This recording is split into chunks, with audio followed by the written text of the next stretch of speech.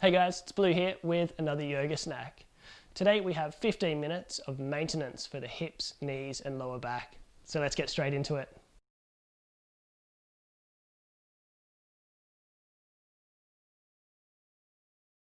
Okay, so we're going to start off in a standing position with our feet out nice and wide. And you can bring your feet out on a slight angle as well to take any pressure off the knees if that helps. We're softening into the knees a little bit. And we're also making sure that our feet aren't out too wide as well. So we don't want to feel out of balance or uncomfortable at all. So make sure you feel stable here. If you like, you can even extend your arms out to the side and sort of make sure that your feet aren't too much further wide or too much further out than the width of both of your wrists. That's a nice little way to line yourself up. And then we're just going to bring our hands to our hips and just let the weight sink back down over the heels a little bit, but also spread that weight out through the soles of the feet and press down through that knuckle behind the big toe to just help equalize the weight and activate the arch a little bit.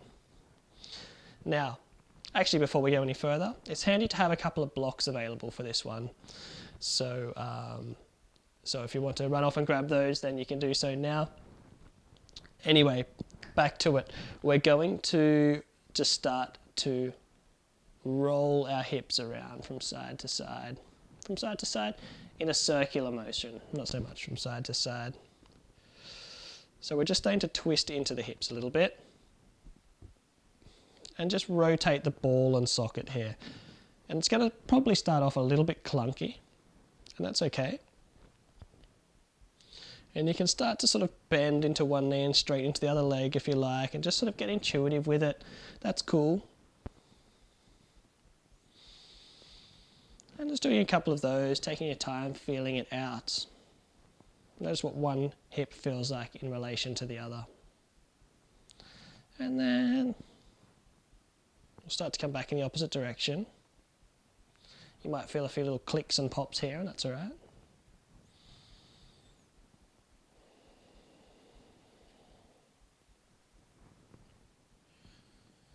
Find your breath here. Try not to get too carried away in thought. Try to just bring your awareness down into your body.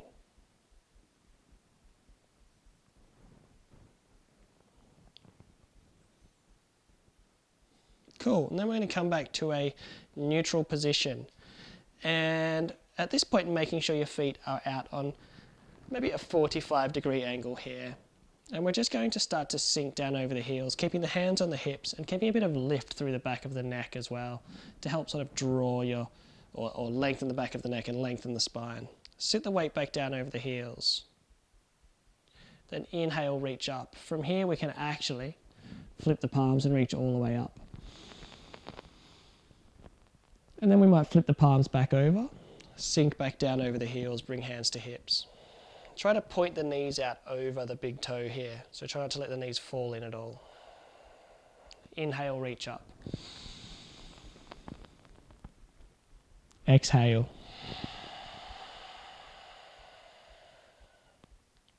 Inhale. And exhale.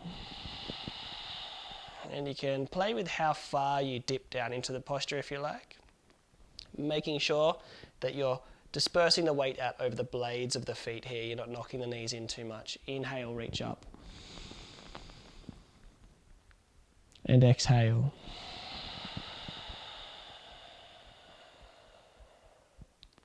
Inhale, reach up. And exhale. We're going to hold for 3 breaths now. So wherever you're feeling most confident, make your way down into sort of that amount of your posture.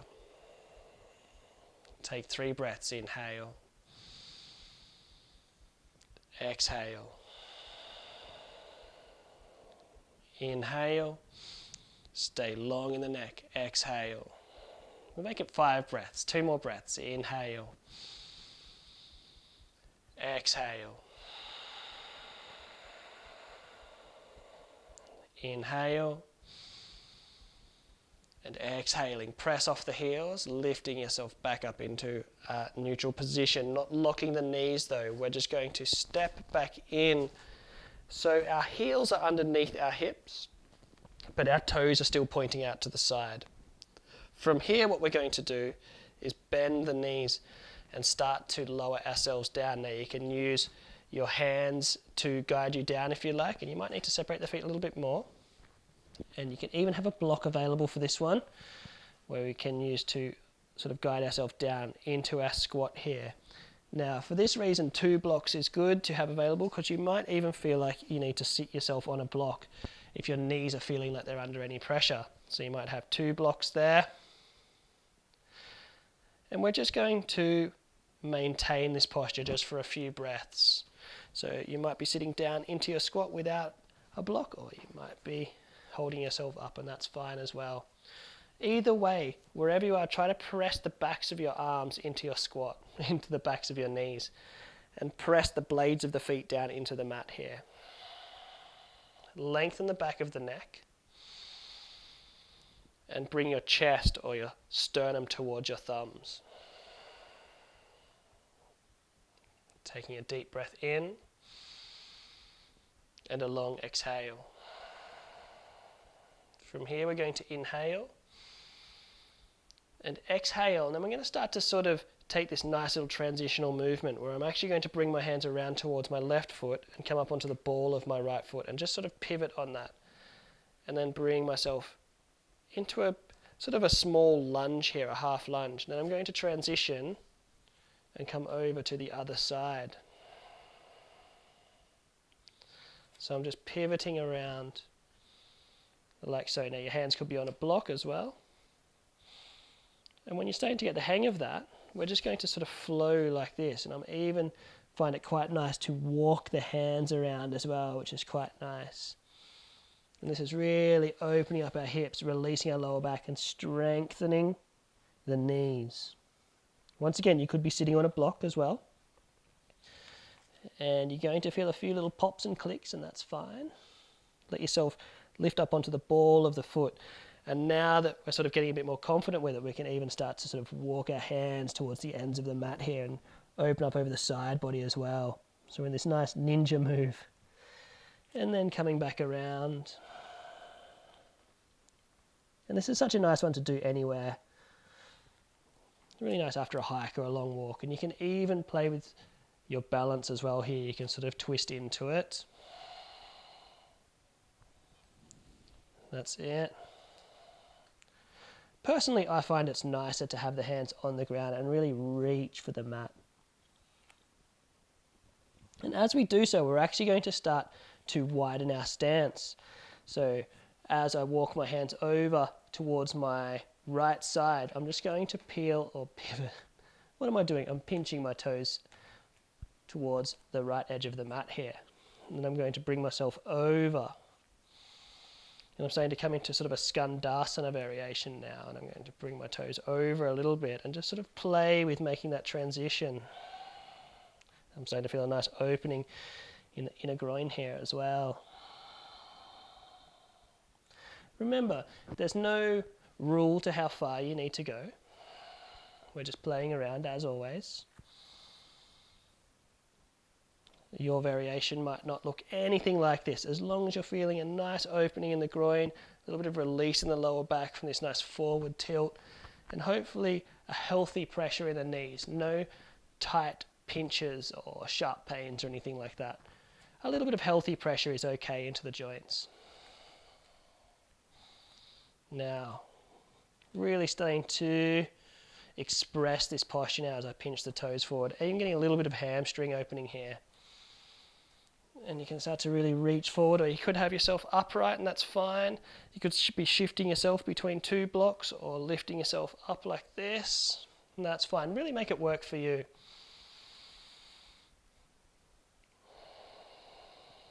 And then we can even get to the point, if you're feeling really into it, where you can start to pick that toe up, maybe on the right hand side for myself, and then come all the way back around. And then we're just going to slowly walk ourselves back into a more neutral position. So I'm just slowly bringing my feet in as I go now. Sort of heel-toeing myself back into a neutral position. It'll take a little bit of getting used to this one, but it's good fun to practice. always being intuitive with what we do. Then we're going to come back into our Malasana squat. Now we're going to take a few breaths here. You could be sitting on a block. You could even have your heels on the blocks, and that's another variation as well. You could have your hands on the blocks, whatever works for you. Either way, I'm going to take 5 breaths here. Give yourself a long exhale, putting gentle pressure into the knees and gently pressing the knees back into the arms and lifting myself up out of my hips. So good for the organs, this gentle pressure, and to sit down into the hips like this. We're actually built to sit like this, believe it or not. Take a deep breath in and a long exhale. One more deep breath in and a long exhale. And we're going to bring our hands down. We're going to put the pressure into the balls of our feet and gently lift up. Now you're going to feel a little bit of stiffness here as we gently open the body. We're going to come back out to a nice wide position. I'm going to spin around to a 45-degree angle on my right leg, point my left toes towards the front of the mat. I'm actually going to spin up onto the ball of the back foot. Why not go all the way? We'll press this left knee forward and reach up, take a lunge. Open up over the hip flexors there. You're going to feel this really nice release. And then let's come back down, and we might just transition, spin out onto the ball of the back foot. Since we're doing these little ninja transitions, and sink down into the left hip here. Keep the belly drawing in. Reach up if you like, or hands to hips is fine. Sinking down. Let's do one more on each side. Sinking down.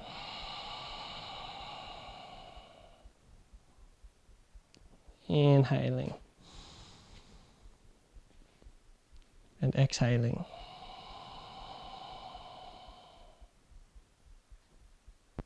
And coming back up. And we might just heel toe our feet back into a comfortable position. Bring hands to heart center. Take 3 breaths here. And give yourself a nice long exhale. Let the shoulders soften away from the ears, settling back into our bodies, back into our breath.